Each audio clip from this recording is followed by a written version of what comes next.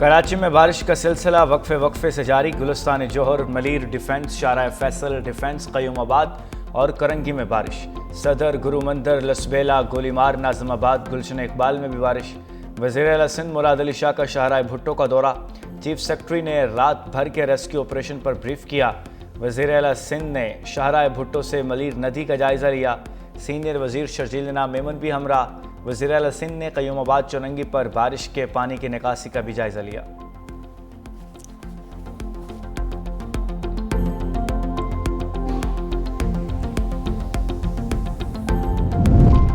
Dam بھرنے اور شدید بارشوں کی وجہ سے لیاری ندی اور ملیر ندی میں طغیانی آئی۔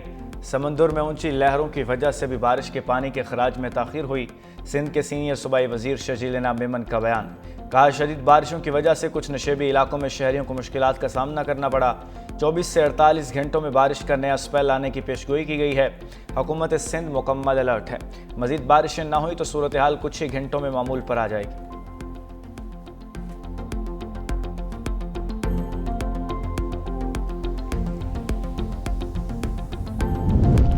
وزیر اعلیٰ مریم نواز شریف ملتان پہنچ گئیں۔ ملتان اور جلال پور پیروالا کا فضائی جائزہ لیا۔ مریم نواز نے سیلاب متاثرہ علاقوں کا مشاہدہ کیا۔ وزیر اعلیٰ کا ملتان کا یہ دوسرا دورہ ہے۔ وزیر اعلیٰ مریم نواز شریف جلال پور پیروالا کا دورہ کر رہی ہیں۔ سیلاب متاثرین سے ملاقات کریں گی۔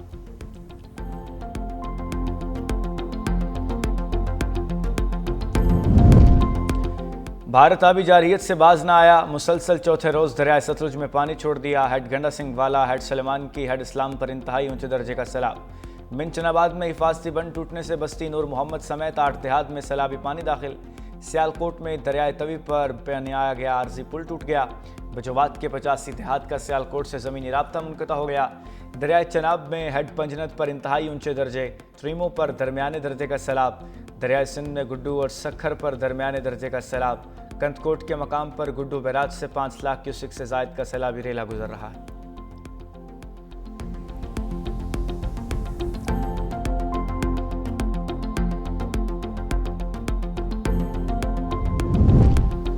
جلال پور پیروالا کا سپر حفاظتی بند ٹوٹ گیا۔ سیلابی پانی تیزی کے ساتھ بستیوں کی جانب گامزن۔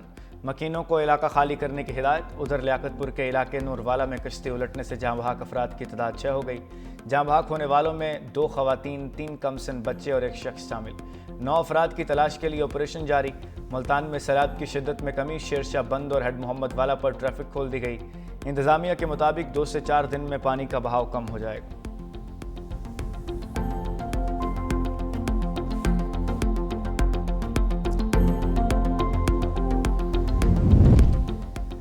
گورنر خیبر پختونخوا فیصل کریم کنڈی سے پشاور میں 9 تعینات امریکی کونسل جنرل تھامس سیکرٹ کی ملاقات۔ باہمی دلچسپی کے امور، دو طرفہ عوامی تعلقات اور مختلف شعبوں میں تعاون پر بڑھانے پر تبادلہ خیال کیا گیا۔ فیصل کریم کنڈی نے کہا، پاک امریکہ دو طرفہ سفارتی تعلقات کی ایک تاریخ ہے۔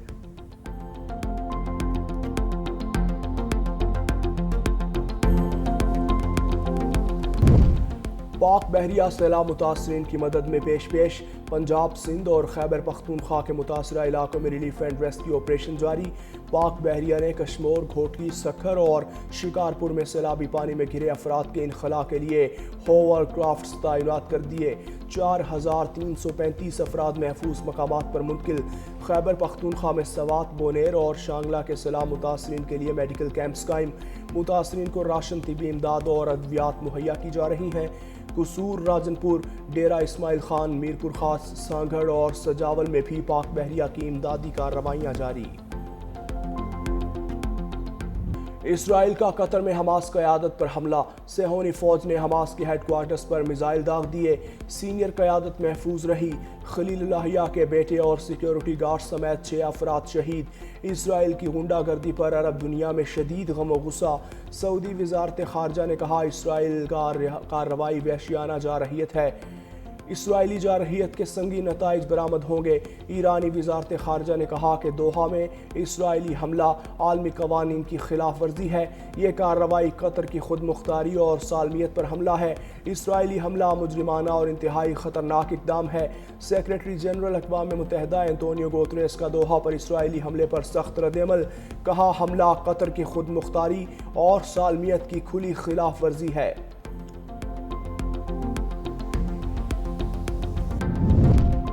امریکی صدر ڈونلڈ ٹرمپ نے قطر پر اسرائیلی حملے سے لا تعلقی کا اظہار کر دیا.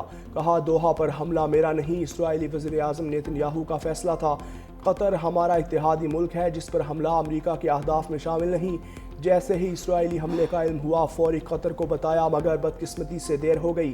حملے کے بعد نیتن یاہو سے بات ہوئی، انہوں نے کہا وہ امن چاہتے ہیں. یہ افسوسناک واقعہ امن کا موقع بھی ثابت ہو سکتا ہے. ٹروتھ سوشل پر مزید کہا امیر قطر اور وزیر اعظم سے بات کی ہے، یقین دلایا دوبارہ ایسا حملہ نہیں ہوگا. یہ جنگ اب ختم ہونی چاہیے. تمام یرغمالیوں اور لاشوں کی رہائی چاہتا ہوں.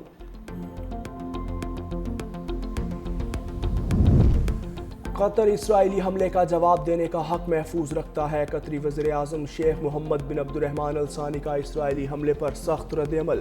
کہا کسی ملک کے خود مختاری پر حملے کو نظر انداز نہیں کیا جا سکتا. نیتن یاہو امن کی تمام کوششوں کو سبوتاژ کر رہے ہیں.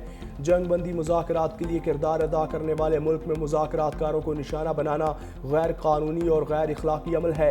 ہم ایسے نقطے پر پہنچ گئے ہیں جہاں اس طرح کی بربریت کے خلاف اجتماعی قدم ضروری ہو چکا. دوحہ دوست ممالک سے رابطے میں ہے اور جلد عملی اقدامات کا اعلان کیا جائے گا. قطر کے خلاف اسرائیلی جارحیت ناقابل قبول. پاکستان قطر اور فلسطینی عوام کے ساتھ کھڑا ہے. وزیر اعظم شہباز شریف کی دوحہ پر اسرائیلی حملے کی شدید الفاظ میں مذمت. کہا اسرائیلی حملہ قطر کی خود مختاری اور علاقائی سالمیت کی خلاف ورزی ہے جس سے علاقائی امن و استحکام کو نقصان پہنچ سکتا ہے.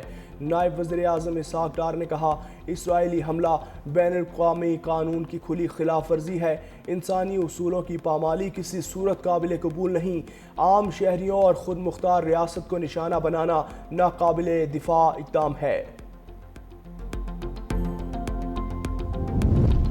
قطر پر اسرائیلی حملے کے بعد عالمی منڈی میں تیل مہنگا ہو گیا. خام تیل کی قیمت اضافے کے بعد $62.63 فی بیرل ہو گئی. برینٹ خام مال کی قیمت میں بھی اضافہ، فی بیرل قیمت $66.39 ہو گئی.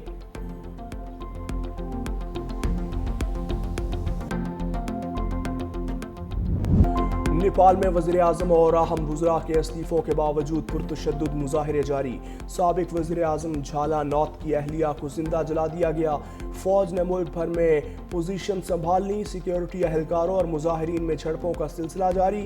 ہلاکتوں کی تعداد 22 ہو گئی. 500 سے زائد زخمی. مظاہرین نے لالت پور کی جیل توڑ کر تمام 1500 قیدی فرار کروا دیے. کھٹمنڈو ایئرپورٹ بدستور بند. بھیرا ایئرپورٹ کو بھی آگ لگا دی گئی.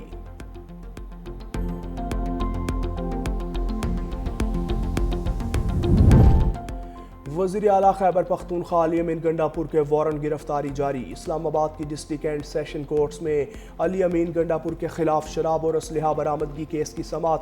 عدالت کی علی امین گنڈاپور کو گرفتار کر کے 17 ستمبر کو پیش کرنے کی ہدایت.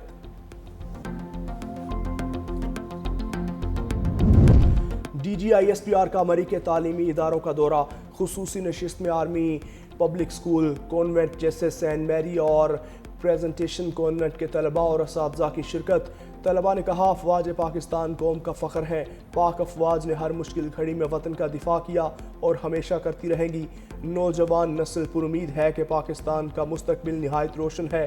اساتذہ نے کہا پاک فوج ہم سے ہے اور ہم پاک فوج سے.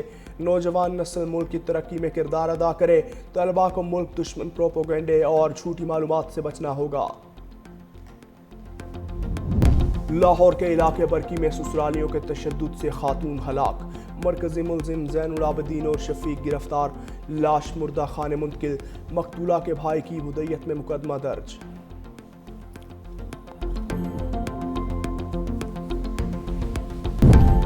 اسلام آباد میں خاتون کی نازیبا تصاویر اور ویڈیوز وائرل کرنے والا ملزم گرفتار. موبائل فون اور دیگر الیکٹرانک ڈیوائسز برآمد. ڈیرہ غازی خان سے تعلق رکھنے والے ملزم قاسم کے خلاف مقدمہ درج. ملزم نے خاتون کے شوہر اور رشتہ داروں کو واٹس ایپ پر مواد بھیجا تھا. اسرائیل کی غزہ پر وحشیانہ بمباری سے صہیونی فوج کے حملوں میں مزید 40 فلسطینی شہید، متعدد زخمی. اسرائیلی فوج نے غزہ کی پٹی میں بے گھر فلسطینیوں کو بھی نشانہ بنایا. بھوک اور قحط سے مزید 6 فلسطینی جان کی بازی ہار گئے. شہداء کی تعداد 64,000 سے بڑھ گئی.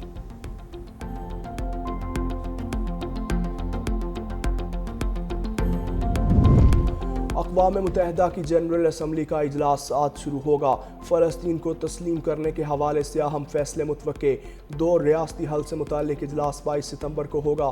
امریکہ کا فلسطینی صدر اور اعلیٰ حکام کو ویزا دینے سے انکار۔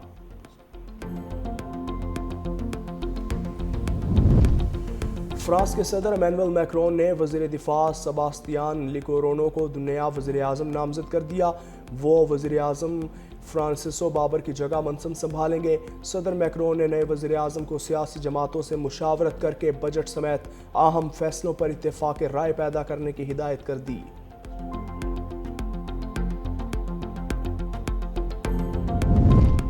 انڈونیشیا میں عوامی احتجاج پر حکومت بیک فٹ پر آ گئی۔ صدر پرابو نے 5 وزراء کو عہدے سے ہٹا دیا۔